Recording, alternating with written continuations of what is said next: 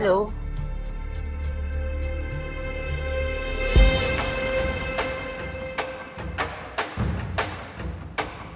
Ano nga ba yung madalas nilang sabihin?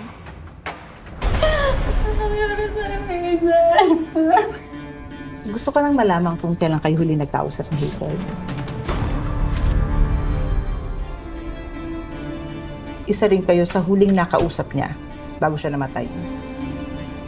Kailangan mo ba ng pera? May alam ako racket. Nung tumawag siya sa'yo, binigyan mo ba siya ng pera? Ganun nga siguro pag nakakaangat na sa buhay, no? Kalimutan na.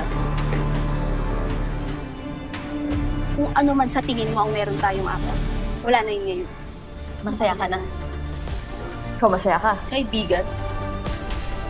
Seryoso ka? Tigilan mo.